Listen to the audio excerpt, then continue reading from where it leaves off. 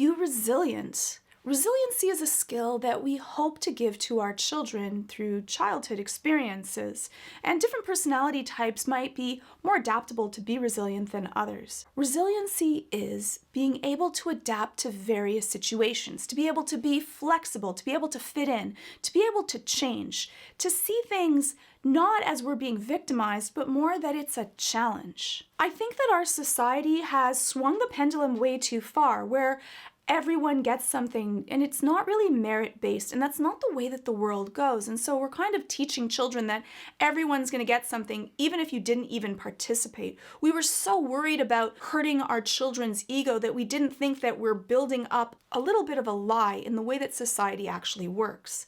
I think that it's important to learn to lose at a game. I think that it's important to be able to have an experiment and everything goes awry. And that if you forgot your lunch, that it's okay sometimes to not have something. Now, you don't want it to be so difficult that you're going to break or starve or harm someone, but you do want them to know that they're tough enough to be able to handle things. Those soft little tiny blows of life are really important to be able to teach children and us as adults that we can handle it. Resiliency is highly linked to later life success because someone that's very resilient will keep at something instead of letting it get them down and quit or stop. It's also linked to our inner dialogue.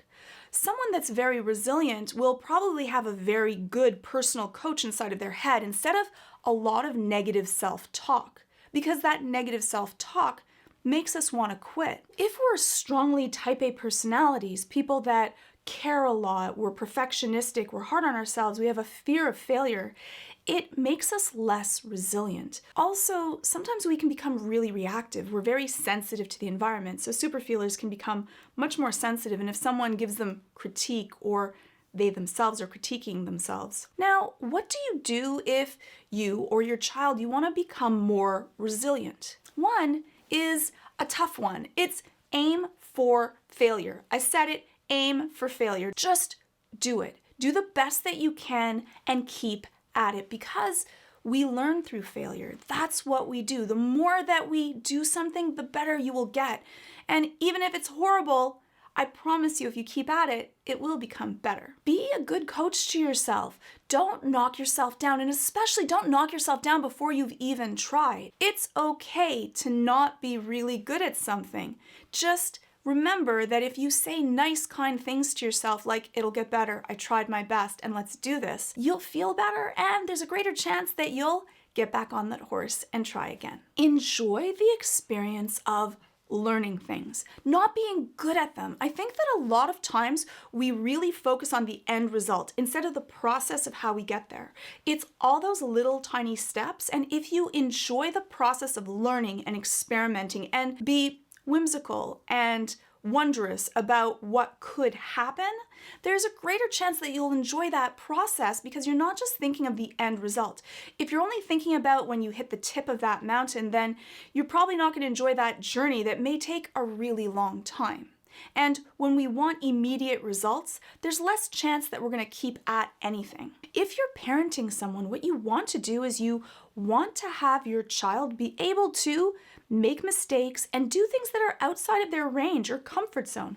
Remember, as a parent, your job is to prepare your child for the world, not protect them for the world. So having them make mistakes and being okay with it and letting them know that it's the learning process that matters more than the end results will be wonderful tools to be able to help them be more resilient also. And this is one of the cool ones. Resilience also sometimes happens from going through really difficult life situations, because when we think about who we are as a person, we look back and say, you know what, I've handled all these other horrible, difficult situations and made it through it, so I can make it through this one as well. And thank you to our sponsor, Brilliant. You can check out the website or app to learn hands-on how to do problem solving all on your own. They've also got a whole new revamped logic course where you can take a look at learning about things in a whole new way. Brilliant also has courses in math, science, computer science, physics, quantum mechanics, game theory, cryptocurrency, and more. Whether you want to learn to brush up on a few topics